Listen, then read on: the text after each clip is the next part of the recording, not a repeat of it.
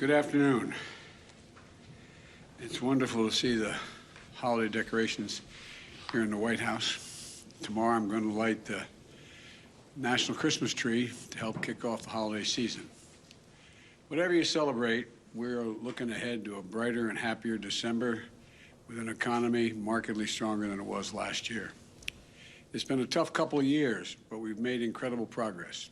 And today, I'd like to speak about some of the steps we're taking to address challenges in the economy and how those actions are already starting to pay off for American families. First, however, I want to quickly reiterate what I spoke about on Monday concerning Omicron, the variant, and the steps we're taking to combat it. As I said, this new variant is a cause for concern, but not a cause for panic. We have the best vaccines in the world, the best medicines, the best scientists. We're learning more every single day, and we'll fight this variant with science and speed, not chaos and confusion. So let me repeat what the doctors and scientists have affirmed. The best protection against Omicron is getting a booster shot. Right now, about 135 million Americans are eligible for a booster, but only about 40 million have gotten one thus far. If you're over 18 years of age, you got vaccinated before June 1, go get your booster shot today.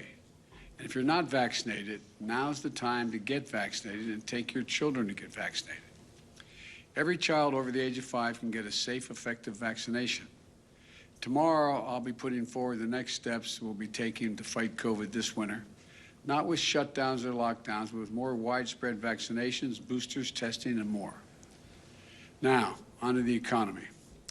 If you watched the news recently, you might think the shelves in all our stores are empty across the country, that parents won't be able to get presents for their children on this holiday season. But here's the deal. For the vast majority of the country, that's not what's happening. Because of the actions the administration has taken in partnership with business and labor, retailers and grocery stores, freight movers and railroads, and those shelves are going to be stocked. And many have heard that the CEO of Walmart, who I met with this week, speaking about the steps we've taken. He said, and I quote, "The combination of private enterprise and government working together has been really successful all the way through the supply chain. There's been a lot of innovation," end of quote. Here's what the progress has looked like. The first thing we had to do was speed up the operations at our ports. Americans are buying more goods than ever, and a lot of those goods come through our ports. 40% of the goods that come into the country on the West Coast come through 2 ports, Los Angeles and Long Beach. To help relieve congestion, I brought together labor and management and asked them to step up and cooperate more, to move forward in operating those ports, not 5 days a week, 40 hours a week, but 24 hours a day, 7 days a week, by adding more shifts at night and on the weekends. Then we had to make sure that people could transport those goods from the ports to stores and homes across the country. We've broken up log jams there as well. Private sector port terminal operators at the ports of Los Angeles and Long Beach, for example, have announced that they're going to eliminate fees when truck drivers come into the port to pick up the containers, if they do it at night or on the weekends, when roads are less congested. Working with my administration, a major ocean carrier, the 4th largest in the world, announced on Monday a new $100 discount when containers are picked up quickly, with larger discounts for nighttime and weekend pickups. And we announced this week that we're extending through February extra flexibility that allows truckers to drive more hours when they're transporting critical goods like gas, food, and medical supplies. Paired with these important safety measures, all of them are going to help move goods more quickly and get products that people want onto the shelves all across the country. Over the last month, the number of containers left sitting on docks, blocking movement to those stores, was for over 8 days. Now it's down by 40%, which means they're heading to shelves and stores more quickly. That's an incredible success story. The ports of Los Angeles and Long Beach have moved 16% more containers so far this year than last year. By working with business and labor, my administration has been able to handle the huge surge in goods moving through some of our biggest ports. And that's translated into shelves across our country being well stocked. You don't have to take my word for it. On Monday, I convened a group of CEOs from some of the largest retailers and grocery stores in the nation, as well as companies who work with small businesses across America, including the CEO of Walmart, as I mentioned, along with Best Buy, CVS, Samsung, Mattel, Etsy, and QVC. My administration has been working with many of the CEOs and others to keep these goods moving through our supply chain to ensure the shelves are stocked heading into the holiday season. The CEOs I met with this week reported that their inventories are up, shelves are well stocked, and they're ready to meet the consumer demand for the holidays. The CEO of Etsy represents over 5 million small businesses and entrepreneurs. He told me, and I quote, "Our survey data says they are less concerned about supply chain challenges this year than they were last year," end of quote. I've also spoken with the CEOs of UPS and FedEx, which are on track to deliver more packages than ever. Now, I can't promise that every person will get every gift they want on time. Only Santa Claus can keep that promise. But there are items every year that sell out that are hard to find. Some of you moms and dads may remember Cabbage Patch Kids back in the 80s, or Beanie Babies in the 90s, or other toys that have run out at Christmas time in past years when there was no supply chain problem. But we're heading into a holiday season in very strong shape. It's not because of luck. We averted potential crisis by figuring out what needed to get fixed, and then we brought people together to do the hard work of fixing it. That's exactly what we're doing with the second concern I want to talk about today, prices. Here are a few things you should know. Just about every country in the world is grappling with higher prices right now as they recover from the pandemic. In the United Kingdom, price increases have hit a 10-year high. In Germany, a 28-year high. In Canada, price increases are the highest they've been since the 90s. This is a worldwide challenge, a natural byproduct of a world economy shut down by the pandemic as it comes back to life. Prices are still out of sync as the world comes back. But as we continue to overcome these obstacles, the more price pressures will ease. But I have not been content to sit back and wait. I've used every tool available to address the price increases, and it's working. Take gas prices. Last week, I announced the largest ever release from the United States Strategic Petroleum Reserve to increase the supply of oil and help bring down prices. I brought together other nations to continue and contribute to this solution. India, Japan, the Republic of Korea, the United Kingdom all joined us. They all agreed to release additional oil from the reserves, and China may be doing so as well. This worldwide effort we're leading will not solve the problem of high gas prices overnight, but it has been making a difference. Over the last month, likely due in part to the anticipation of this action, we've seen the price of oil and gasoline on the wholesale markets come down significantly. In fact, since the end of October, the average weekly price of gasoline in the wholesale market has fallen by about 10%. That's a drop of 25 cents per gallon. Those savings should reach the American people very soon, and it can't happen fast enough. And I've asked the Federal Trade Commission to consider whether potentially illegal and anti-competitive behavior in the oil and gas industry is causing higher prices to be maintained for consumers when the overall cost of oil is down. We can also ensure that American people are paying a fair price for gas. So let's take a step back and take stock of where our economy is. Wages are up.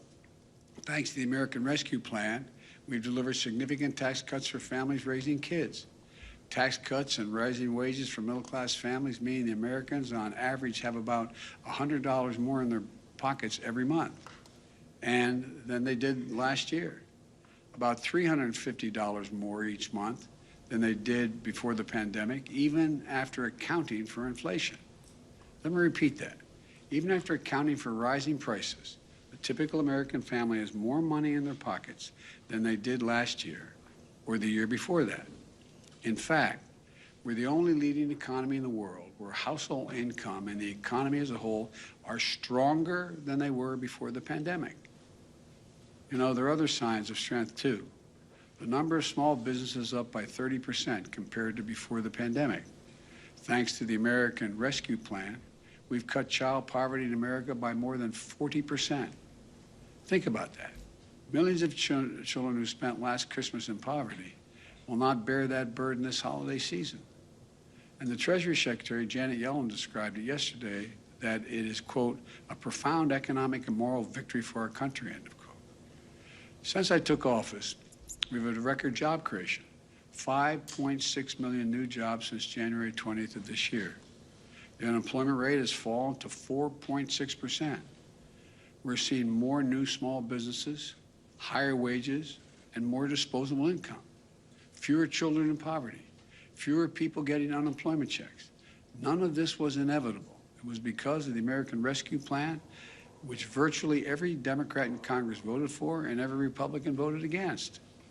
It was because of the hard work my administration has done to try to solve the challenges in our economy instead of just pointing fingers and complaining. Now it's time to build on our success and cut costs further for families. That's what my Build Back Better plan does. It will lower out-of-pocket costs for child care, elder care, housing, college, health care, and prescription drugs. These are the biggest costs that most families face. In fact, a new independent analysis released today showed that my Build Back Better plan would mean $7,400 in tax cuts and savings for the typical family with the typical family of 4 with 2 kids. 17 Nobel laureate winners in the Nobel economic winners have written a letter affirming that this bill will reduce inflationary pressure in the economy. 2 of the leading rating agencies on Wall Street confirmed this month that my plan will not add to inflationary pressures. In fact, they will, quote, take the edge off of inflation. Now my Republican friends are talking a lot about prices, but they're lined up against my Build Back Better plan, which would go right at the problem for rising costs for families. Why is that? I don't want to speculate on anyone's motive, but it's always easier to complain about a problem than to try to fix it. One Republican senator even said that rising prices were, quote, a gold mine, end of quote, for Republicans politically. Imagine rooting for a higher cost for American families just to score a few political points. The fact is, the Build Back Better plan is fiscally responsible. It's the first major piece of legislation in more than a decade that is not only fully paid for, but will generate more than $100 billion in deficit reduction. It fully covers the cost of its investments by making the largest corporations and the richest Americans pay a little more in taxes. Think about that, as that's a trade-off worth making, in my view. Having those who have done very well pay their fair share in order to provide a little breathing room for millions of American families. But my critics don't seem to agree. They have a lot of speeches about high prices, supply chain, and other challenges we're facing, but they don't offer any answers. So they're just doing the no vote. That's their plan, vote no. But what does that mean? What does a no vote mean on this bill? Not on cable news, not on Fox, not in the real world, in your life, around your kitchen table. Well, here's what it's going to mean. It means for millions of American families, this bill, that the bills you're paying right now for daycare could be substantially lowered, capped at 7% of your income. But the Republicans said no, pay more.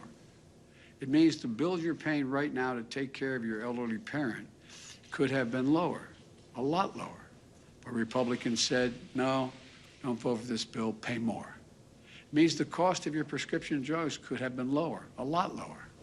The Republicans think that those 200,000 children, for example, who need regular doses of insulin should continue to pay as much as $1,000 a month instead of $35 a month.